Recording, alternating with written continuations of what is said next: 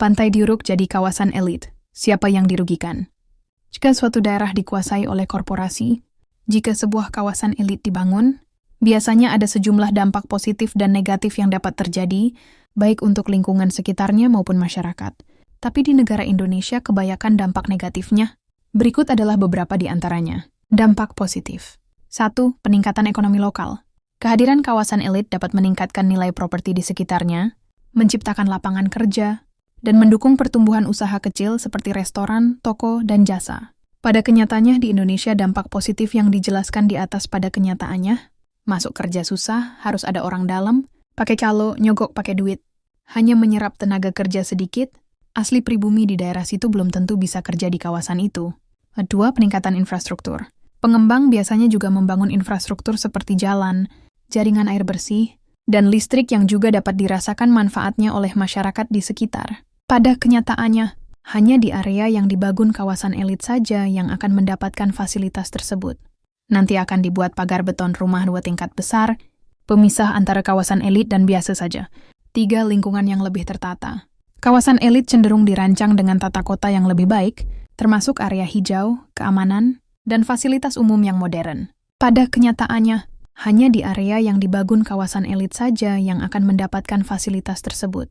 Nanti akan dibuat pagar beton rumah 2 tingkat besar, pemisah antara kawasan elit dan biasa saja. Kawasan elit akan dijaga ketat. 4. Prestis dan pariwisata. Kawasan elit seringkali menjadi daya tarik, terutama jika memiliki desain arsitektur yang ikonik atau fasilitas mewah. Pada kenyataannya akan dijaga ketat, dilarang masuk, harus pakai ID card, hanya warga penghuni kawasan elit yang boleh masuk. Masuk harus bayar pakai tiket dengan harga yang lumayan mahal. Dampak negatif. 1. Gentrifikasi. Harga tanah dan biaya hidup di sekitar kawasan elit sering meningkat, sehingga masyarakat lokal dengan penghasilan rendah mungkin terpaksa pindah ke tempat lain. 2. Kesenjangan sosial. Kehadiran kawasan elit dapat memperjelas perbedaan antara masyarakat kelas atas dan masyarakat dengan penghasilan lebih rendah. 3. Kerusakan lingkungan. Proses pembangunan dapat merusak ekosistem alami, seperti penggundulan hutan atau alih fungsi lahan pertanian menjadi area perumahan. 4. Kemacetan lalu lintas. Jika akses jalan tidak memadai, kawasan elit bisa menyebabkan peningkatan volume kendaraan yang berujung pada kemacetan. Eksklusivitas. Kawasan elit cenderung bersifat eksklusif, sehingga masyarakat umum tidak bisa menikmati fasilitas yang tersedia di dalamnya. Reklamasi pantai dengan cara pengurukan memiliki beberapa dampak negatif, terutama terhadap lingkungan, ekosistem, dan masyarakat sekitar. Berikut adalah dampak-dampak tersebut. 1. Kerusakan ekosistem laut. Hilangnya habitat laut. Pengurukan dapat menghancurkan terumbu karang, mangrove, dan padang lamun yang merupakan habitat penting bagi banyak spesies laut. Terganggunya keseimbangan ekosistem.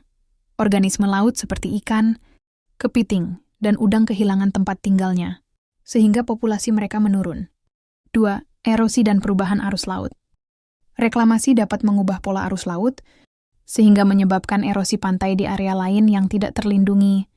Pengendapan sedimen akibat reklamasi dapat memperburuk kerusakan lingkungan di sekitarnya. 3. Penurunan kualitas air. Sedimen dari material pengurukan dapat meningkatkan kekeruhan air, menghalangi cahaya matahari masuk ke dasar laut, dan mengganggu fotosintesis organisme laut.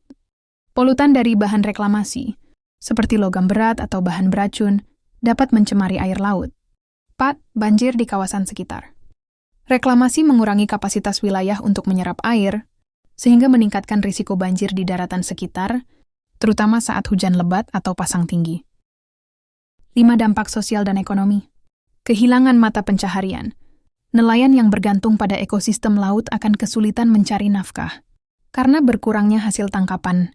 Ketimpangan sosial. Biasanya, reklamasi pantai ditujukan untuk membangun kawasan elit, sementara masyarakat kecil yang tinggal di sekitar kawasan pesisir dapat tergusur. 6. Risiko gempa dan longsor. Lahan reklamasi tidak selalu stabil. Jika terjadi gempa, tanah uruk bisa longsor atau tenggelam, yang berbahaya bagi bangunan di atasnya. 7. Hilangnya warisan budaya. Jika reklamasi dilakukan di area yang memiliki nilai budaya atau sejarah, seperti pantai yang menjadi tempat tradisi atau ritual masyarakat, hal ini dapat menghilangkan identitas lokal. Contoh dampak reklamasi yang terjadi. Beberapa proyek reklamasi di berbagai negara telah menunjukkan dampak ini. Misalnya, Reklamasi di Teluk Jakarta menyebabkan kerusakan ekosistem laut dan konflik dengan nelayan setempat. Proyek reklamasi di Dubai, Palm Jumeirah, diketahui mengubah pola arus laut dan merusak ekosistem. Solusi untuk mengurangi dampak, menerapkan analisis dampak lingkungan, AMDAL, yang ketat sebelum proyek dimulai. Menggunakan teknologi yang ramah lingkungan untuk meminimalkan kerusakan. Memberikan kompensasi atau program pelatihan kepada masyarakat terdampak. Contoh dampak negatif video reklamasi PIK, nelayan dilarang mendekat ke kawasan reklamasi. Pastinya kawasan itu akan dijaga ketat, nggak boleh orang sembarangan. Masuk pastinya hanya orang-orang yang berduit lagi, yang berkepentingan dan penghuni di kawasan elit itu saja. Kesenjangan sosial akan terlihat jelas. Kehadiran kawasan elit dapat memperjelas perbedaan antara masyarakat kelas atas dan masyarakat dengan penghasilan lebih rendah. Saya nggak ngerti. Masnya boleh kesini dulu nggak? Kita bicara. Saya tidak mengerti kenapa Mas mengikuti kapal kami. Punya apa, Pak? Petugas dari mana, Pak? Pantai Indah Kapuk. Ini tidak bebas, jadi ini punya Pantai Indah Kapuk lautnya. Nelayan mau kemanain lo? Nelayan mau kemanain? Loh, ini apa? Mendekat saja nggak boleh kamu. Kamu Mas, merampas hak nelayan kalau begitu. Ini yang dilakukan beberapa kali terus membunyikan sirine, padahal ini adalah laut milik negara kesatuan Republik Indonesia. Kita bebas untuk kemudian mengarungi laut kita sendiri, tapi dikatakan tadi adalah keamanan dari pihak Pantai Indah Kapuk yang tidak memperbolehkan untuk kapal nelayan pun mendekat begitu. Bahkan ini tidak bersandar ya ke proyek reklamasi, hanya mendekat saja atau mengitari saja. Ini sudah menjadi masalah. Dan sampai sekarang pun patroli tidak mau mendekat ke kapal nelayan untuk berkomunikasi dengan baik-baik dan menjelaskan mengapa tidak boleh mendekat ke arah atau paling tidak mengarungi Teluk Jakarta. Begitu. Seperti Pulau C dan juga Pulau G yang sebelumnya sudah mendapatkan izin terlebih dahulu. Ikuti fakta.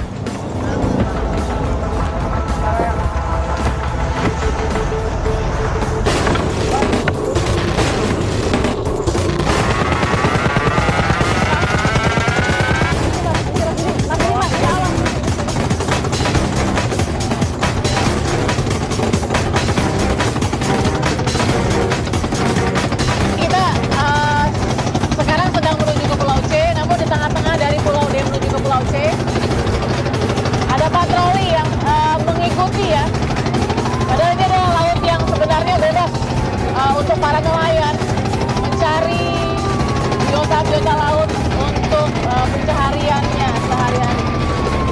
Kita lihat ada kapal patroli yang mengikuti ya. Tidak tahu ini kapal patroli dari stasi apa, tapi paling tidak mereka mengikuti. Bisa lihat adalah kapal patroli yang baru saja paling tidak mendekat ke kapal nelayan yang tim fakta tumpangi untuk melihat bagaimana kondisi Teluk Jakarta dan bagaimana kondisi reklamasi yang terjadi. Jadi bukan hanya di gerbang utama jembatan tempat kita masuk ke dalam proyek reklamasi tadi di Pantai Indah Kapuk ya, tapi bahkan di lautan saja tempat nelayan mencari ikan atau mungkin kerang atau biota laut lain sebagai pencaharian ini masih tetap dijaga dengan ketat dari patroli. Yang kita lihat adalah kapal patroli KNI 01. Jadi perjalanan fakta masih ingin ke Pulau C, namun ini masih dijaga ketat oleh patroli. Kita belum tahu nih, kita masih di sekitar Pulau D, dan ya saya belum mengerti maksud dari patroli ini untuk terus mengikuti fakta menyusuri Teluk Jakarta ini untuk apa?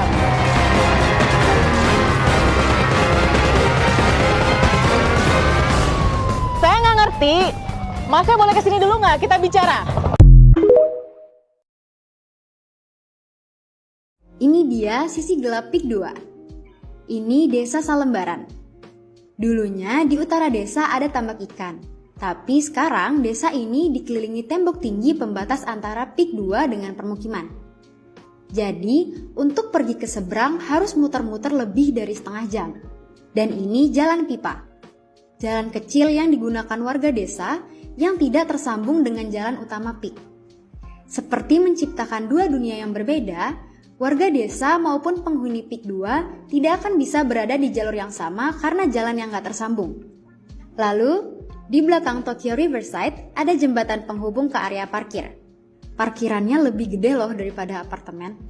Ada juga desa Muara yang dikelilingi tembok pembatas yang menurut warga mengakibatkan terhalangnya angin ke area pemukiman mereka.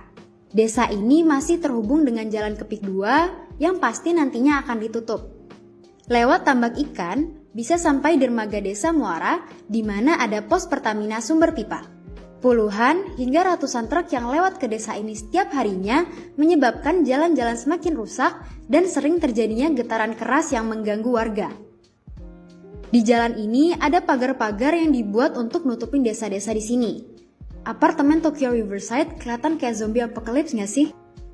10 menit ke barat, di pelebaran PIK 2, ada desa Tanjung Burung yang juga dikelilingi tembok tinggi dan menciptakan segregasi sosial. Warga desa tidak akan bisa menikmati fasilitas PIK 2 dan sebaliknya, warga PIK 2 juga tidak bisa ke sungai ini hanya untuk sekedar jalan-jalan. Hampir seluruh ujung desa ini akan ditutupi tembok PIK. Menurut kalian parah nggak sih?